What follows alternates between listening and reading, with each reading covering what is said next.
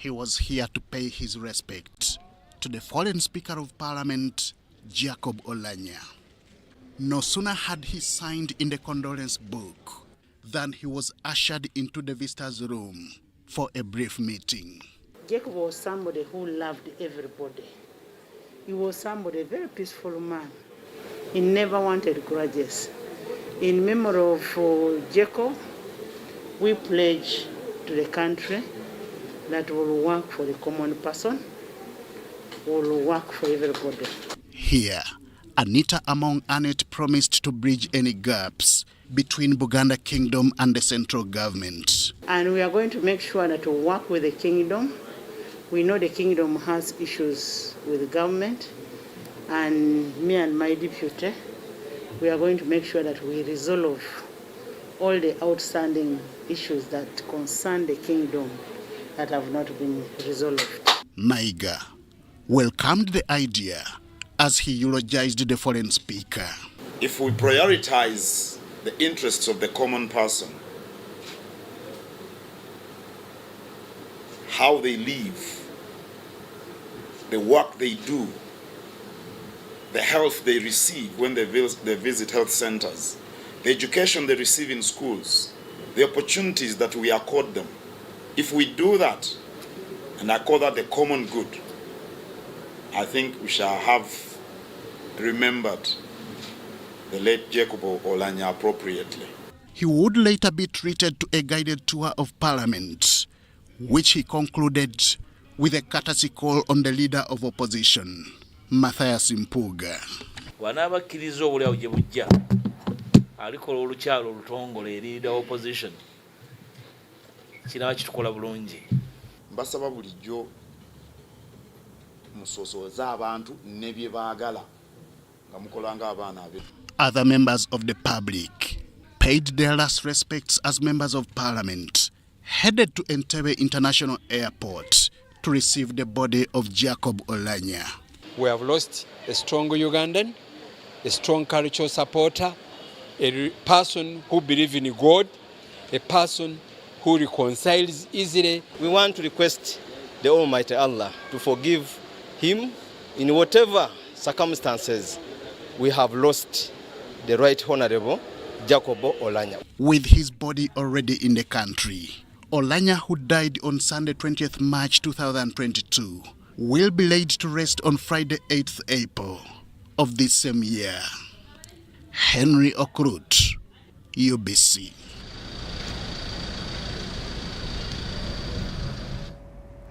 Moving on, mothers to children born during the Lira captivity under the umbrella organization War Victims and Children Networking are in deep sorrow after losing the man they were looking up to as the pillar in government. They say that former Speaker Jacob Oulanyah was fighting for their rights and had pledged to see that the government fulfills the promise of 20 billion Ugandan shillings meant to support their livelihood. Take a look. Since Sunday, the 20th of March 2022, when President Yoweri Museveni broke the news of the untimely death of Speaker Jacob Oulanyah, the country has been in mourning. Former wives of the LRA rebels are grieving late Speaker Oulanyah as the person who was their direct connection to the government.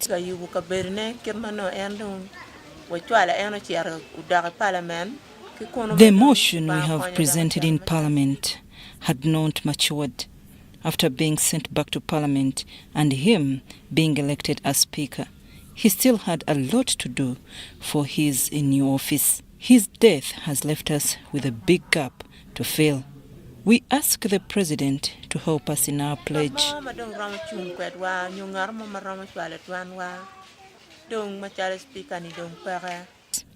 They explain that the former Speaker of the 11th Parliament was so helpful in pushing for their plea of the promised government support of 20 billion shillings. And also in that motion, they will pass 20 billion that they are going to give for the livelihood for the women, for returnees and their children. The Speaker again promised that he is going to commit himself to make sure that that 20 billion should come to the war victims in Northern. Stella urges the new Speaker of Parliament to help follow up on the government pledge. My request to the new Speaker and the government, what our father left behind, they should continue it, and they should fulfill the need he started to work with the war victims. That is what we want from the new Speaker and the government of Uganda. And George Ovola, a former volunteer at Charity for Peace Night Commuters, says death has robbed them of a patron, human rights defender, and the icon of northern Uganda. The leaders were raising voice to the government to come and protect children on schools. Oulanyah was one person together with the Mao who led in raising that voice in the parliament. They did not stop there. They came and joined the religious leader, Beka Ochola or Dama, to sleep together to make sure international community understands what night commuters is. Before his death, Oulanyah had been working closely with the war victims to improve their living conditions.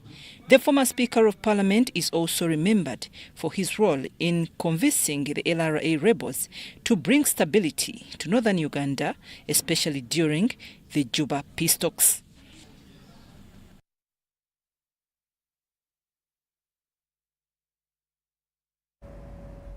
The body of former Speaker of Parliament Jacob Oulanyah is spending a night at A+ Funeral Home. Throughout the night, the process for embalmment of the body will take place before it is handed over to the family for a service on Sunday.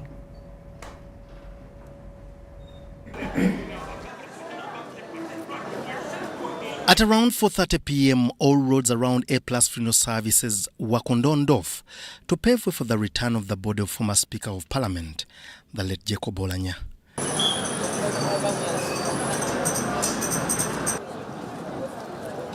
As expected, a heavy deployment and presence of security operatives were everywhere near Mengo Hospital, the neighbors' A+ funeral services.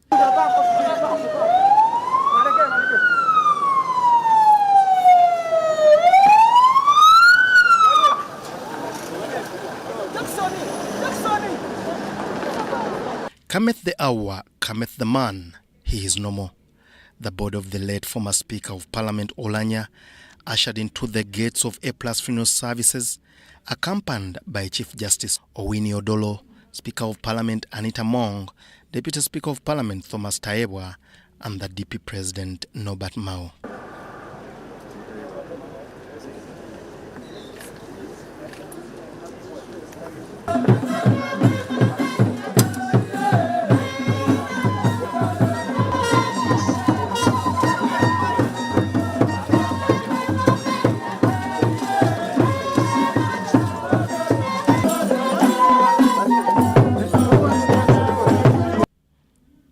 The body of the former Speaker of Parliament will be at the funeral home throughout the night for the embalmment, and on Saturday it will be presented to the family before a prayer service at his home in Muyenga Sunday morning.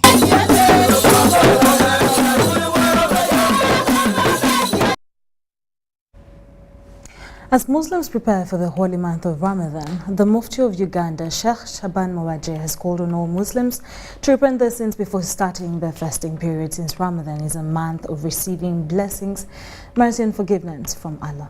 Details follow. Fasting has been described to you and decreed upon you as it was decreed upon those that were there before you, so that you may become righteous. The Mufti of Uganda, Sheikh Shaban Ramadan Mourning, has encouraged Muslims to work hard and be rightful in this holy month of Ramadan so as to harvest the fruits of fasting. I therefore encourage Muslims to work hard during this month of Ramadan and earn more rewards from Allah by praying Taraweeh, giving Sadaqah, reciting the Holy Quran, reconciliation and forgiving one another. Sheikh Shaban Mubaje also called upon the government of Uganda to provide a solution to high prices imposed on essential products that are used in homes. The government steps in to save the common person, the common man, the common lady from these skyrocketing prices of the essential commodities. If we talk about soap, we talk about sugar, we talk about salt, things that are essential to the life of an individual. Similarly, a call to the countries that are embracing wars has been made so as to stop bloodshedding in the holy month. The leaders in the fighting countries engage in peace talks and a ceasefire. We thank those countries that have already ceased fire in respect of Ramadan, like what we had regarding the war in Yemen. Ramadan is a holy month of worship, studying of the Quran, prayers and fasting, and it occurs during the month in which the Muslims believe the Quran began to be revealed to the Prophet. Still about Muslims, the institution of the Office of the Supreme Mufti Directorate of Sharia and Legal Affairs has confirmed Saturday the 2nd as the first day of Ramadan. Now, the Director of Sharia, Dr. Abdul Hafiz Walusembi, who advised Muslims to continue observing the 5 daily prayers, help the needy and make tahajjud a priority, disclosed the beginning of the fasting. Details follow. أعوذ بالله من الشيطان الرجيم بسم الله الرحمن الرحيم الحمد لله ثم الصلاة والسلام على رسول الله وعلى آله وأصحابه أجمعين. The Almighty Allah subhanahu wa ta'ala says in Surah Al-Baqarah, O you who believe, fasting has been prescribed to you as it was prescribed on those who came before you, so that you can learn self-restraint. We are here in the Directorate of Sharia and Legal Affairs in the office of the Supreme Mufti here at Chibuli. After receiving the information from reliable sources, we have been reliably informed that the crescent has been seen. Allahu Akbar, Allahu Akbar, Allahu Akbar walillahi alhamd. This simply means that the observation of fasting for this year 2020, it is going to begin tomorrow, that is 2nd of April 2022, insha'Allah ta'ala. So I wish to encourage all Muslims to make the necessary preparations to observe the fasting, the holy month of Ramadan. We all know a lot of benefits that are found in the holy month of Ramadan. I wish to urge Muslims to utilize this chance to intensify all kinds of worship, like the recitation of the Holy Quran, standing up for Taraweeh, standing up for Tahajjud, and even other good things that we are encouraged, especially during this holy month of Ramadan. I also wish to encourage and to urge those whom Allah subhanahu wa ta'ala has elevated in status, especially the socio-economic status, to extend a hand of help to the needy, among the orphans, among the indigents, among the widows, and all other categories of the disadvantaged members of the Muslim society. Therefore, officially, I hereby announce that tomorrow, insha'Allah, that is 2nd April 2022, insha'Allah ta'ala, we are beginning observing the fasting of the holy month Ramadan for this year 1443 AH, which is 2022, insha'Allah ta'ala. Assalamu alaikum wa rahmatullahi wa barakatuh. Well, there you have it. For the Muslims, the 2nd of April 2022 is the beginning of a fasting period, which will last for a month, and we wish you the best. Now we'll take a short commercial break and we'll be back with more news.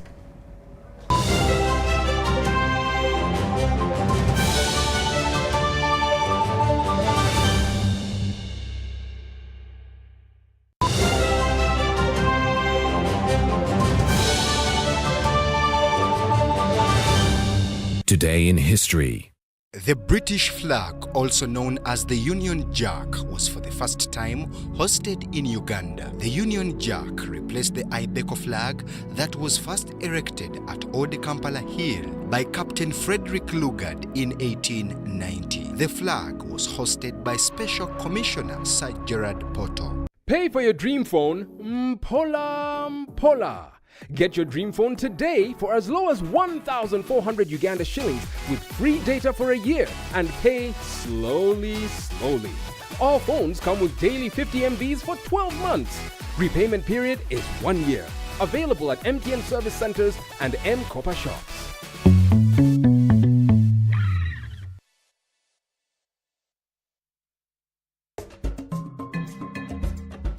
Government of Uganda, through the Uganda Bureau of Statistics UBOS, is undertaking nationwide census mapping aimed at providing an up-to-date list of enumeration areas and administrative units in the country ahead of the National Population and Housing Census of 2023. The UBOS field teams will be using Global Positioning Systems (GPS) for mapping all administrative infrastructure, households and other facilities such as hotels, schools, hospitals and water sources to facilitate production of the updated LC1, parish, sub-county and district area maps showing all the physical features and social amenities. The census mapping will further aid development of a countrywide data for information systems as a pillar for effective implementation of the parish development model.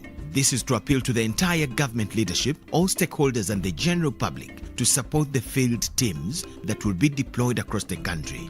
Announced by Dr. Chris Ndatira Muchiza, the Executive Director and Chief Statistician. For further clarifications, please contact the Office of the Executive Director on 0755 342 128. It's Freaky Friday from Airtel. Buy or gift. Buy or give. Get freaky too! Dial star 149 star 10 hash to load a Freaky Friday bundle for you to enjoy the best offers on voice and data. To buy a bundle for friends and family, dial star 149 star 10 star 5 hash. Freaky Friday with Airtel. Buy or gift a bundle today. Dial star 149 star 10 hash to get started. Airtel, the smartphone network.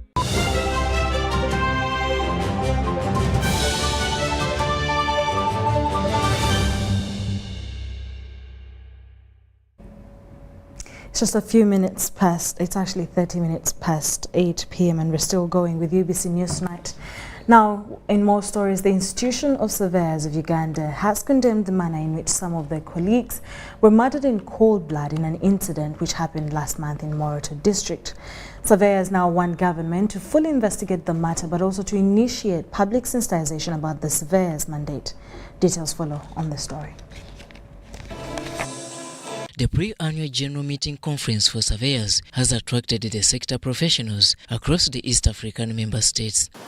As Uganda continues laying down plans for its soil exploration, surveyors are equally advised to sharpen their tools and be ready to tap into their expertise. My friends from West Africa, he knows what has been happening in the oil and gas sector, where locals have just been spectators.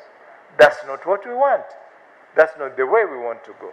We were lucky that our country took a lot of time to study and understand and even pick lessons from countries which got it wrong in the exploitation of oil and gas. Our production sales agreements are among the best in the world. This oil exists underground, it's on land. You need the evaluation surveyors to establish how much you're going to compensate for the people who are on that land. The pre-annual AGM also acted as an opportunity for the sector leaders to raise concerns, especially about how the public is misunderstanding their mandate, with some now going to the extent of harming and murdering them. Recently, we had surveyors who were killed in Moroto from the Ministry of Energy who had gone to explore some minerals, and last year in Igomba it was the same incident. So it's a challenge. But what I would say definitely, of course, between you and me, you know that the surveyor is not the person who would have gone to steal, confiscate someone's land. He's just a professional. But the general perception in the public, it is true, that when I see a surveyor on my land, literally is going to take my land and then should injure this. The call for safety of surveyors was re-echoed by Kwame Tanadu from Ghana, who serves as the International Vice President, Federation of Surveyors. Distinguished surveyors who were working for the nation, they were at the nation's service. They're not doing the national service. If they were military men, they would have been given military honors. So I am probably suggesting that something should be found to immortalize them for having suffered the punishment of death whilst carrying out their professional duty to their country.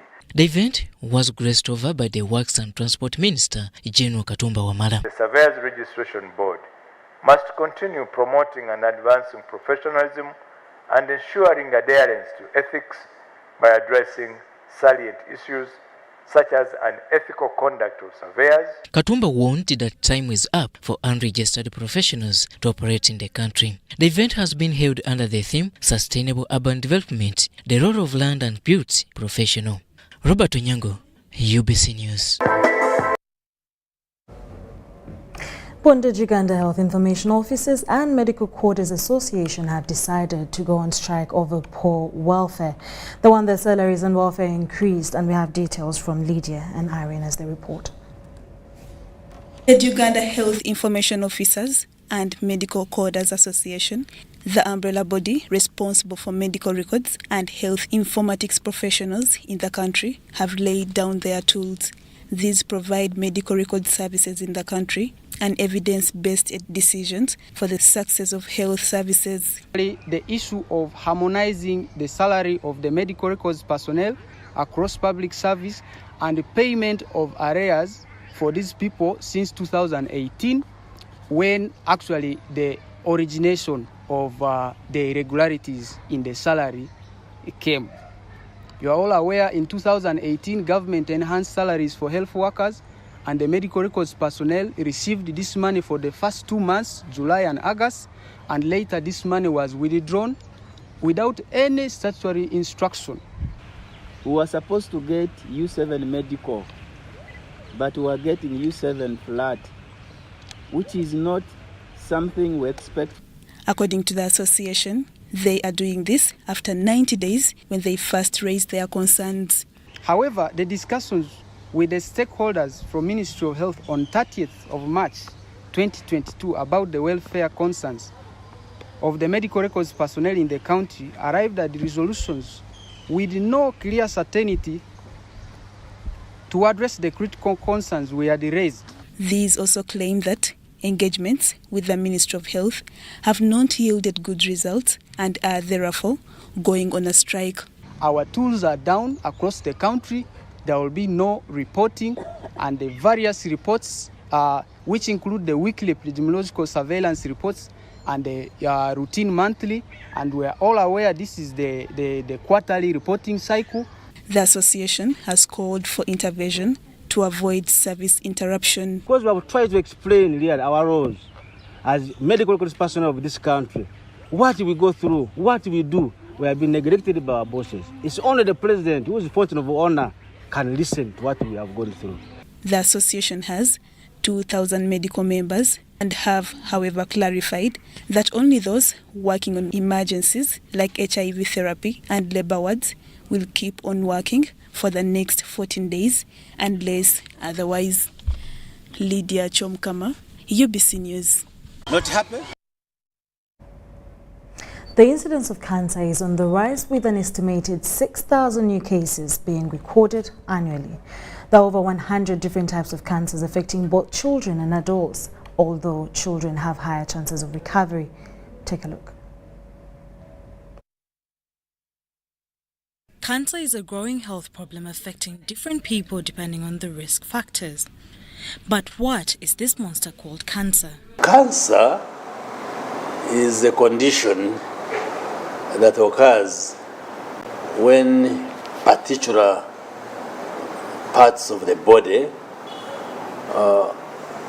grow at a faster rate than the rest of the cells. When at a particular spot in the body, the cells, which are the smallest building blocks of our body, start growing abnormally, and usually they grow faster than the rest of the cells. That's why it most often presents as a swelling, and it can occur on any part or in any part of the body. It can be in the blood, it can be on the skin, it can be in the lungs, it can be the liver, stomach, any part of the body can have its cells turn cancerous.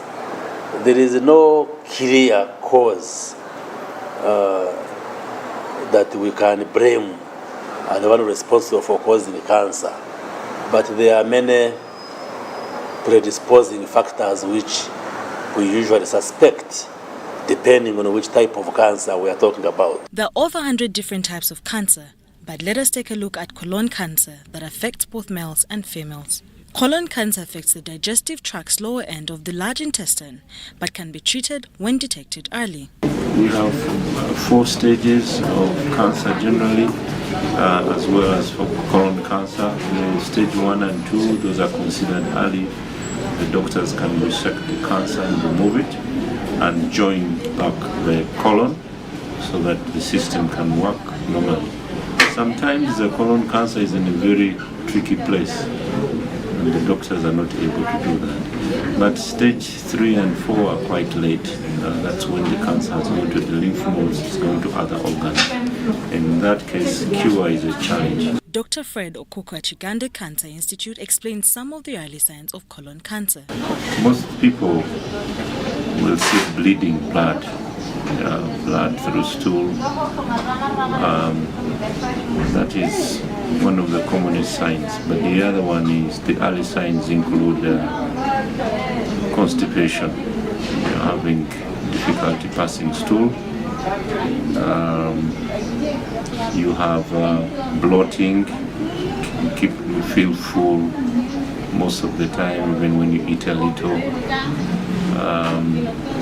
The other signs include appetite becoming low, losing weight. To control colon cancer, doctors advise people to limit the intake of highly refined foods, eat fiber-rich diet to ease the movement of stool. 3, 4 days, 5 days you're not passing stool is not healthy. You'll be doing your colon more, exposing it to more toxins. So regular emptying of the colon is a good thing. Most people once a day, other people twice a day. But it's good. When you empty, you clean out, all the dirt comes out. And in that way you keep a healthy colon. In general, almost all cancers can be managed if detected early. The reason doctors advise people to embrace routine cancer screening.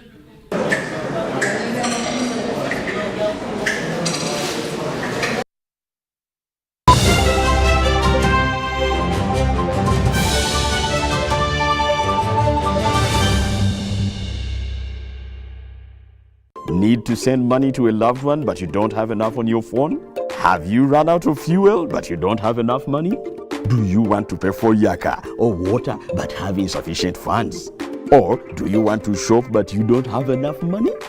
Don't worry, get away with MTN Momo Advance. Momo Advance tops up your Momo to complete your transactions.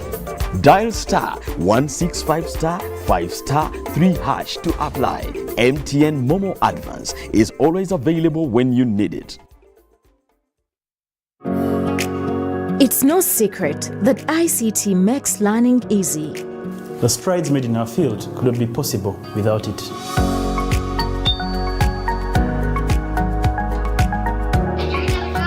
And now we can watch our favorite shows. My radio is my best friend. UCC provides an enabling regulatory environment and policy guidance for healthy competition. We also facilitate ease of doing business in the communications sector through licensing, standardization, spectrum management, tariff regulation, rural communication development, and consumer empowerment. An informed consumer is an empowered consumer. UCC supports local content and innovations. Driving the development of a robust communication sector in Uganda is Uganda Communications Commission. It's Freaky Friday from Airtel. Buy or gift. Buy or give. Get freaky too! Dial star 149 star 10 hash to load a Freaky Friday bundle for you to enjoy the best offers on voice and data. To buy a bundle for friends and family, dial star 149 star 10 star 5 hash. Freaky Friday with Airtel. Buy or gift a bundle today. Dial star 149 star 10 hash to get started. Airtel, the smartphone network.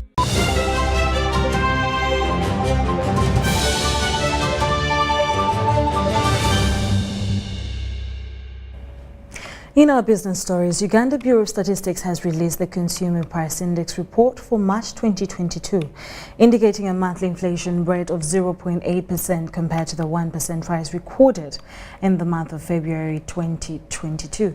This has been attributed to majorly food and alcoholic inflation that rose by 1.4% in the month of March 2022 from 0.4%.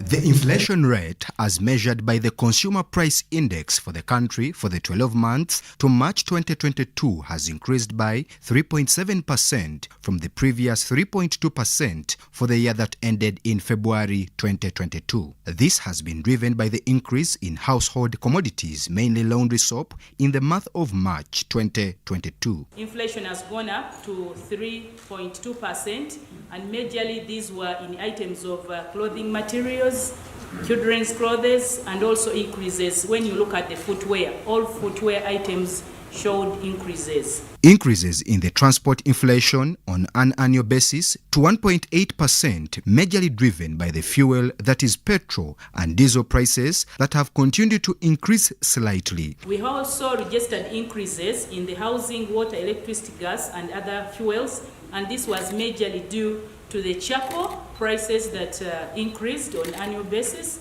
cement, and iron sheets. The Producer Price Index for agriculture for the period of October 2021 to December 2021 shows that 80% of households engage in agriculture, which engagement doesn't amount to scale, mostly in the rural areas with 92% and 47% for those in urban areas. We have households who are engaged in the agriculture business, agri-based enterprises, and we've showed there that there are 7.5 only.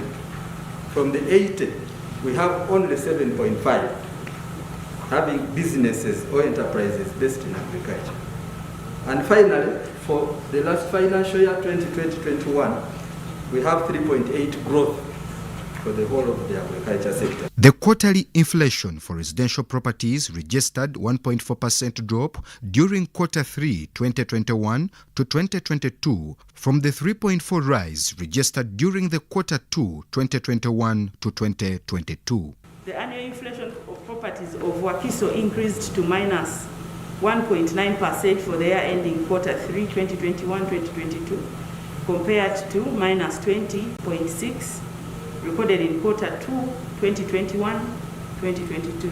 So most of the areas, like we shall give you this press release, most of the areas, the prices went down. Apart from the Wakiso area, that's where we had an increase in the residential properties. Brian Tumwenebyaruhanga, UBC News. The March 2022 Certified Public Accountants Examination of Uganda have been released with female candidates performing better than their male counterparts. Out of the 1,560 papers passed, 53% were by females, with male counterparts at 46.3%. The Public Accountants Examinations Board Chairperson CPA Geoffrey Kyomugisha explains the female candidates have tended to be keener and better prepared for the PAEB examinations. Details for that. On 1st March 2021, the Ministry of Works and Transport launched the Uganda Driver's License System, aimed at improving road safety in Uganda through issuing first-class licenses and permits. The Uganda Driver's License System has today celebrated a year in service. The Commissioner of Transport, Winston Katushabe, on behalf of the Permanent Secretary, Minister of Works and Transport, commended the good works of the system and achievements in the past year. Every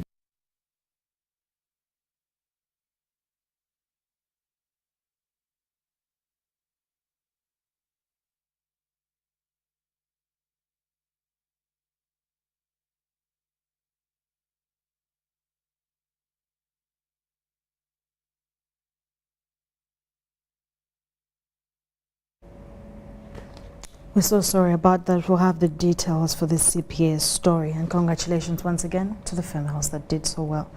Now, over 240 driving licenses have been issued to Ugandan road users in the year through the use of Uganda driver license system, which is under the Ministry of Works and Transport with the aim to improve road safety. This was communicated by the Commissioner of Transport, Winston Katushabe, in a function held at UDLS offices in Kampala to commemorate 1 year of the system in issuing adequate service delivery to Ugandans. 1st March 2021, the Ministry of Works and Transport launched the Uganda Driver's License System, aimed at improving road safety in Uganda through issuing first-class licenses and permits. The Uganda Driver's License System has today celebrated a year in service. The Commissioner of Transport, Winston Katushabe, on behalf of the Permanent Secretary, Minister of Works and Transport, commended the good works of the system and achievements in the past year. Every day, we get messages from the general public, especially from our Principal Communications Officer, how customers appreciate this service. One of the key performance indicators of this service level agreement is to issue a driving license within an hour from the time a customer enters the facility and have their details captured to the time of issuing the driving license. Although 80% of the set targets by Uganda Driver's License System have been achieved, there are challenges that affected the service delivery to Ugandans. The service being delivered using IT systems. There are occasional system downtimes, including systems we interface with, such as NIRA and the Uganda Revenue Authority. All those who have delayed here or who have spent here quite some time are localized issues, and they are not more to do with the system, but they are more to do with the documentation. Come here with insufficient requirements. They don't have their national IDs, they don't have images of them, they don't know where to pick them from. Having partnered with Uganda Security Printing Company, the system also aims at bringing services closer to the people, since licenses can be achieved in less than an hour. He said target was 1 hour, but we have gone 30 minutes, and some instances 15 minutes, which is beyond expectation. According to the Director of Finance Uganda Security Printing Company, Laurent von Baren, he is optimistic that the system is reliable and there is hope to construct a licensing factory to reduce on the cost fees. UBC is now a company created to do all security documents and systems. We will have over 100 employees in the factory. So we're bringing capacity, we're bringing knowledge, we're bringing intelligence into local people in Uganda, not only in the driver's license, but also with the passport system. There will be very, very high technology being transferred to local capacities. There are various types of licenses, each with a specified fee, ranging from 60,000 shillings and above, basing on validity. Formerly, licenses could be valid between 1 to 3 years. However, this system provides a 5-year validity of the driving licenses. Ivan Juko, Rebecca Nantongo, UBC News. In more news, the Uganda Institute of Information and Communication Technology, NACAWA, has today unveiled its 5-year development strategic plan, targeting the new challenges of teaching modern ICT students to suit both the national and international markets. Now, the shillings 54.7 billion plan is in line with the new Third National Development Plan and the Uganda Vision 2040. Details in this report. Experts from both the ICT technical and academia have today convened at the Uganda Institute of Information and Communication Technology, NACAWA, to validate the institute's 5-year strategic plan, which is projected to cost 54.7 billion shillings. The plan has different thematic areas, starting from institutional excellence, having an institution which is excellent in delivering the services to the different stakeholders. The new plan comes after the expiry of the previous plan, which suffered from inadequate funding and COVID-19, since only Uganda shillings 3 billion was realized out of the originally budgeted 13 billion shillings. The principal at the Institute, Dr. Frederick Kitogo, and the new plan lead consultant, Dr. Konstantin Bitwaiki, highlighted some of the key components of the new plan. Now, this plan is responding, first of all, to it is the second plan under the 10-year master plan for the institute, which was developed, facilitated by the UCC, which is the institution that kindly at the moment takes care of it in terms of financial support. But also now with the new changes that are coming up under NDP3, you have got the SDGs, you have got the African Union Agenda of 2063, you have got the Uganda Vision, you have got now the Digital Transformation Program under NDP3, and then you have the National Capital Development Program under education sector. So the Institute is trying to make sure it aligns itself to all these development priorities. And we also want to align with the different government objectives and also directives by the top most governing body of the country to ensure that we contribute to the development of the nation. On behalf of the Permanent Secretary ICT and National Guidance Ministry, the team leader National ICT Innovation, Flavia Opio, pledged the ministry's support to the success of the new plan. We are pleased that it has been heavily aligned with NDP3. The ministry is spearheading or is in charge of digital transformation program, which is looking to utilize ICT to create jobs and ensure that there's digital skilling and capacity building of all our youth. Apart from the problem on inadequate funding, the previous plan was also faced with the problem of inadequate monitoring, evaluation, and inadequate human capital, among others.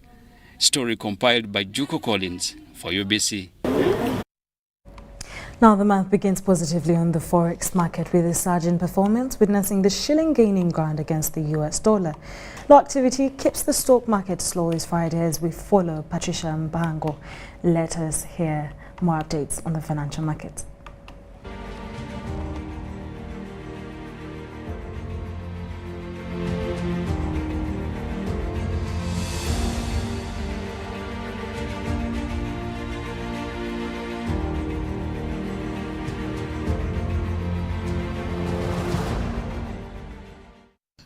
On the financial markets, let us start with the forex market. Compared to last Friday, this week ends with the shilling appreciating against the greenback to trade at 3,591.30 and 3,591.30 buying and selling respectively. In the market preview, let's look at how the shilling fared against other currencies.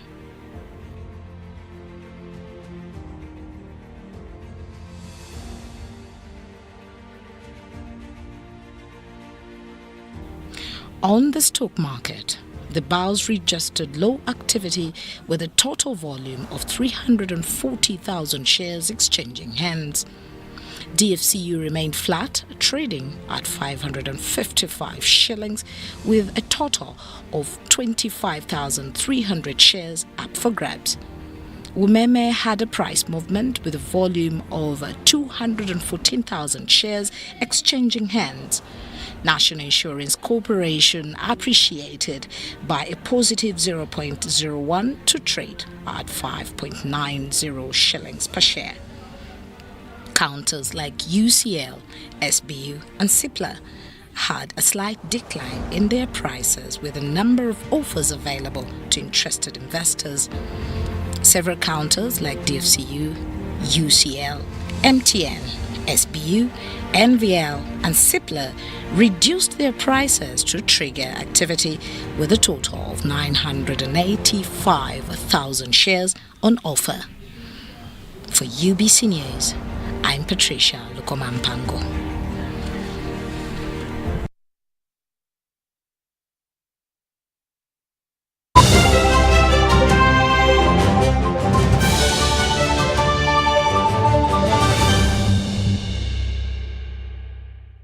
It's Freaky Friday from Airtel. Buy or gift. Buy or gift. Get freaky too! Dial star 149 star 10 hash to load a Freaky Friday bundle for you to enjoy the best offers on voice and data. To buy a bundle for friends and family, dial star 149 star 10 star 5 hash. Freaky Friday with Airtel. Buy or gift a bundle today. Dial star 149 star 10 hash to get started. Airtel, the smartphone network.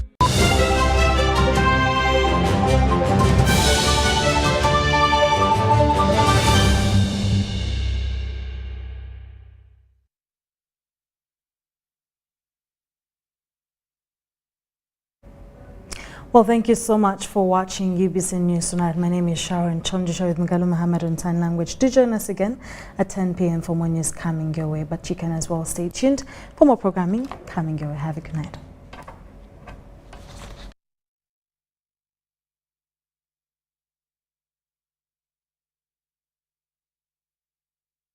Pastor Jackson Senyonga of Christian Life Church Kampala, accompanied by great anointed preachers including Apostle Alex Mitara, Pastor Nicholas Wafula, Pastor Peter Emiao, Pastor Peterson Sosi, and many more, together with all the pastors of born-again churches of Bunyoro region. That includes Kagadi, Masindi, Hoima. Call upon all God's people, born again or non-born again, to come and witness the power of God in your life. The first ever Bunyoro region-wide crusades. All districts gather together in one place at Kagadi Town Council next to National Water Services on the 5th, 6th and 7th April 2022 at 2 p.m.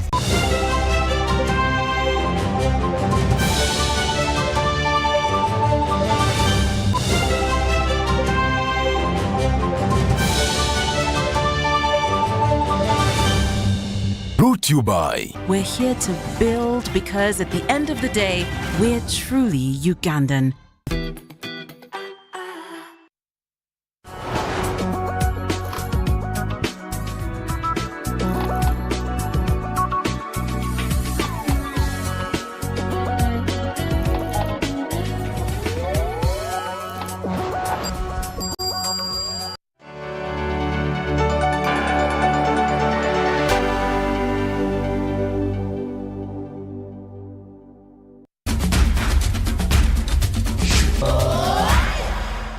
Yes, a very good evening. You tuned into UBC TV. We thank you so much for keeping it with that. Welcome to this week's edition of UBC One-on-One with Michael Jordan Lukomwa. And here is this week's edition. The country continues to mourn the demise of the former Speaker of Parliament, now the late Jacob Lokori Oulanyah.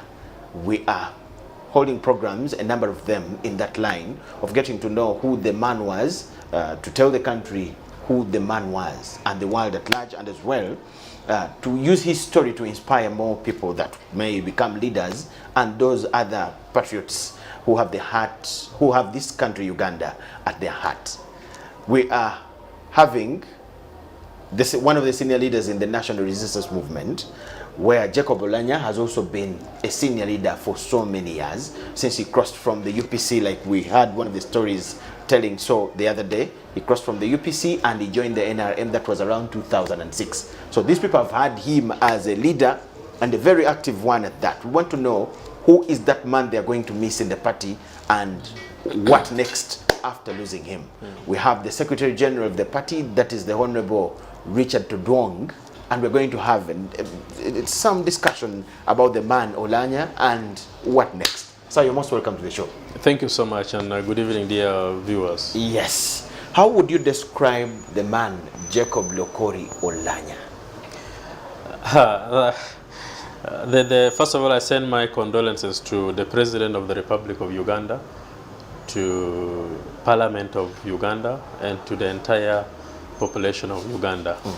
We have lost a very, very brilliant young man.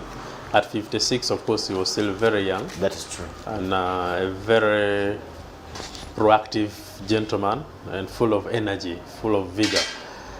My recollection about the late speaker is that even before he joined the National Resistance Movement, I remember when he was in, I think the 7th Parliament, I was already doing some mobilization work for the NRM in northern Uganda. And him, Oulanyah, Mao, Okelo,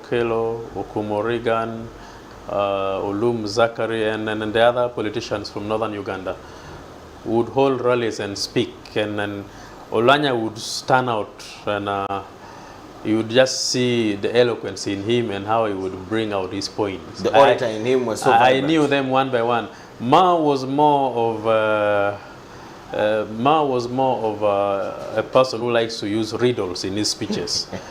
But Oulanyah would just give a speech that you feel you're moved by the speech. Reagan and Ochula were more introverts. It would take them time to develop their points. And I knew all of them one by one. And then, of course, within the NRM, we felt challenged because other than the now Chief Justice Owiny Ndolo and Honorable Betty Bigombe, I think around that time I was the only graduate that supported NRM openly in Acholi sub-region. Okay. And of course, I didn't do law. I studied political science and economics. And they used to underlook at the courses some of us studied. So when you see Mao on the podium, you see Oulanyah on the podium, they start talking about their courses, what they studied at the university, how law is very much important, how they call themselves the learned friends, and yes. For us we are just educated, we are not learned. And so they first make sure they really challenge you with whatever you have studied. But we didn't relax. I remember going back to the president and asking the president to give me scholarship to take some of our cadres back to school to match the caliber of Oulanyah and Mao and Okumo Reagan and the rest. Who were challenging you? Who were challenging, yes, because I was alone as a graduate, and of course I would battle with them, but it was so challenging for me as a person. Indeed, the president gave me 14 scholarships, and I took quite a number of our cadres back to school to study, and that is now how we get the current group of leaders of NRM, because many of them were studied. And so, yes, negatively it impacted positively on us. That before even joining NRM, we were just admiring how they would develop points, how they would speak, and how they would move the crowd. And then we started admiring them, and then it was so interesting. And of course, it took us time to start courting Oulanyah to join NRM. And of course, finally, when he joined NRM, we were excited that he crossed over to At NRM. that very point, Honorable, yeah. He crosses and he joins you. That was 2006. Yes. Up to now, what are those remarkable things, besides being just speaker and what are those remarkable things internally as the NRM you cannot forget about Jacob Oulanyah? Those milestones as an NRM stalwart. Of course, politically, when someone crosses from one party to another, it takes a bit of time for you to fully transit. It took him some bit of time to fully understand how the NRM does its things and how we really do our internal campaigns and our internal organizations.